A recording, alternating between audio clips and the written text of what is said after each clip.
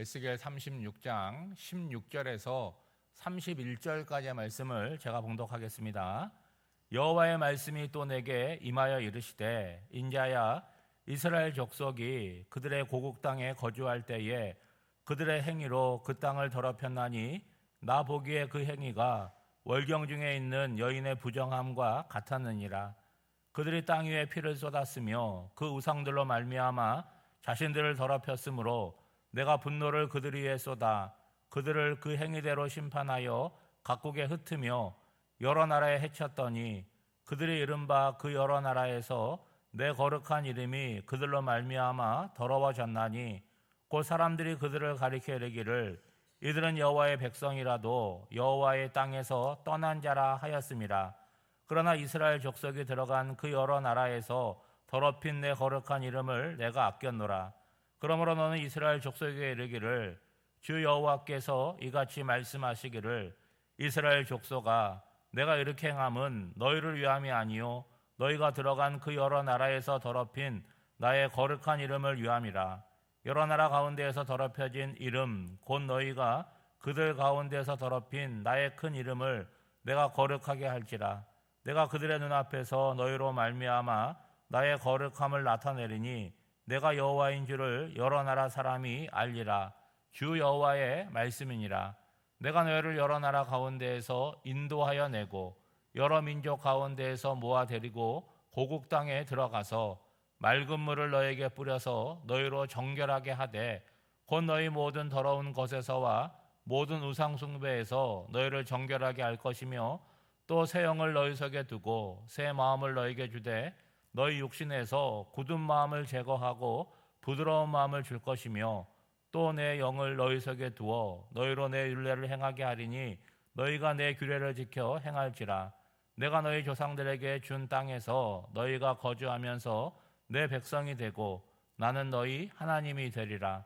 내가 너희를 모든 더러운 데에서 구원하고 곡식의 풍성하게 하여 기근이 너희에게 닥치지 아니하게 할 것이며 또 나무의 열매와 밭의 소산을 풍성하게 하여 너희가 다시는 기근의 욕을 여러 나라에서 당하지 아니하게 하리니 그때에 너희가 너희 악한 길과 너희 좋지 못한 행위를 기억하고 너희 모든 죄악과 가증한 일로 말미암아 스스로 믿게 보리라. 아멘. 어제 살펴본 36장의 전반부에는 하나님께서 황폐해진 이스라엘 땅을 다시 회복시키겠다고 약속을 하셨습니다. 그리고 오늘 본문에 보면 이스라엘 땅이 왜 황폐하게 되었는지 그리고 어떻게 이스라엘 땅을 회복시키실지를 구체적으로 말씀하고 있습니다. 먼저 이스라엘이 멸망하고 그 땅이 황폐해진 이유는 그들이 저지른 죄악 때문임을 말씀하고 있습니다. 여러분 17절과 18절을 보면 이스라엘 백성들이 하나님이 주신 땅에서 살아가는 그들의 행위 자체가 그 땅을 더럽혔다는 거죠. 대략 두 가지로 정리를 할 수 있는데 첫째는 그들의 부정함으로 땅에 흘린 피 때문이라고 하는 거예요. 사람을 억압해서 죽였습니다. 그리고 사회적으로 불의를 행하였어요. 그래서 억울하게 흘린 피가 땅을 더럽게 만들었다는 거죠. 두 번째는 우상숭배의 죄입니다. 우상숭배는 하나님을 배반하는 것과 동시에 그 땅을 더럽히는 행위였다는 거예요. 그 결과는 무엇입니까? 흩어짐이라고 하는 거죠. 19절 말씀에 보면 그들을 그 행위대로 심판하여 각국에 흩으며 여러 나라에 해쳤다라고 말씀하고 있습니다. 그러니까 바벨론 포로는 바벨론이 강해서 일어난 것이 아니라 하나님께서 이스라엘의 죄악을 심판하기 위하여 바벨론을 심판의 도구로 사용하신 거죠. 이스라엘 백성들이 망하고 여러 나라로 흩어지자 이방 민족들이 이렇게 말했다는 거예요. 이들은 여호와의 백성이라도 여호와의 땅에서 떠난 자라. 그러니까 이방인들이 이스라엘의 멸망을 보면서 어디까지 생각을 한 거예요? 그들이 섬기는 신인 하나님도 무능하시다, 약하다라고 이해를 한 거죠. 여러분 고대 국가에서 한 나라와 또 다른 나라의 전쟁은 그들이 섬기는 신들의 전쟁으로 이해를 했습니다. 그러니까 바벨론에서 이스라엘이 무너졌다라고 하는 것은 이스라엘의 신인 여호와가 바벨론의 신인 마르독보다 더 약하다는 결과를 이야기하는 거죠. 그런데 이스라엘에 멸망한 것은 여호와 하나님이 약하시기 때문이 아니라는 거예요. 앞서 말씀드린 것처럼 그들이 하나님을 거역하고 불의를 행하고 억울한 사람을 죽이고 우상 숭배를 함으로 말미암아 그들이 살아가는 땅을 더럽혔기 때문이라는 거예요. 그러니까 이스라엘의 죄악으로 말미암아 하나님의 크신 이름이 이방 사람들 가운데 모욕을 받게 된 것이죠. 여러분 21절에 보면 그러나 이스라엘 족속에 들어간 그 여러 나라에서 더럽힌 내 이름을, 내 거룩한 이름을 내가 아꼈노라. 여러분 이 말씀은 하나님께서 당신의 이름이 여러 이방인들 가운데 모욕을 받고 더럽혀지는 것을 그대로 두지 않으셨다는 뜻이죠. 그래서 어떻게 하셨습니까? 하나님께서는 이스라엘을 다시 회복시킴으로 말미암아 이방 사람들의 잘못된 생각을 바로 잡으셨다는 거예요. 그러니까 이스라엘의 회복을 통해서 하나님이 무능한 분이 아니라 자기 백성을 징계하시지만 그들을 고쳐서 다시 구원하시는 거룩하고 신실하신 하나님이라고 하는 것을 직접 나타내 보이셨다는 거예요. 여러분 하나님과 이스라엘 백성, 오늘을 살아간 우리들과 하나님과의 관계는 언약 관계라는 거예요. 그런데 이스라엘 백성들이 우상 숭배를 하고 죄를 저질러서 말미암아 계약이 파기된 거 아니겠습니까? 그러면 파기된 계약의 책임은 누구한테 있는 거예요? 이스라엘 백성들에게 있는 거 아니겠어요? 그러면 이 깨진 계약인데 하나님 쪽에서는 어떻게 생각을 하시냐? 이 계약을 파기하지 않으시고 다시 회복시키셨다라고 하는 거죠. 그 이유는 무엇입니까? 이스라엘 백성들이 회개함으로 돌아왔기 때문이 아니라 하나님의 성품이 신실하기 때문이라는 거예요. 22절 말씀에 보면 하나님은 이렇게 말씀하십니다. 내가 이렇게 행함은 너희를 위함이 아니요 나의 거룩한 이름을 위함이라. 하나님께서 이스라엘을 회복시키실 때에 이스라엘을 비웃고 조롱하던 이방 나라들이 과연 여호와께서 참 하나님이시다, 그것을 알게 될 것이라고 말씀하는 거죠. 자, 이제 여러 나라에 흩어진 유다 백성들을 모아서 고국으로 데려오신다고 말씀하는데 이들은 자기 힘으로 자기 능력으로 고국에 돌아올 수 없는 사람들입니다. 여러분 24절에 보면 하나님이 이렇게 말씀하시지 않아요? 내가 이들을 인도하겠다. 내가 이들을 모아서 데리고 가겠다. 하나님께서 이 모든 일을 주체적으로 행하신다고 말씀하고 있습니다. 그런데 여러분 죄악으로 말미암아 포로된 이스라엘 백성들이 고국으로 돌아오는 것으로 모든 것이 끝나겠습니까? 그렇지 않잖아요. 그래서 하나님께서 이들의 땅뿐만이 아니라 이들의 뭐요? 내면, 마음까지도 바꾸시겠다고 말씀을 하십니다. 오늘 본문의 요절은 25절입니다. 맑은 물을 너에게 뿌려서 너희로 정결하게 하되 곧 너희 모든 더러운 것에서와 모든 우상 숭배에서 너희를 정결하게 할 것이다. 여러분 이스라엘에 멸망한 그 원인들을 어떻게 하는 거예요? 고치시고 제거하시고 깨끗하게 하신다는 것이요. 여기서 맑은 물이라고 하는 것은 우리의 더러운 몸을 씻는 단순한 물을 의미하는 것이 아닙니다. 죄와 부정함을 깨끗하게 하시는 하나님의 정결하시는을 말씀하고 있는 것이죠. 여러분 이스라엘의 문제는 뭐냐?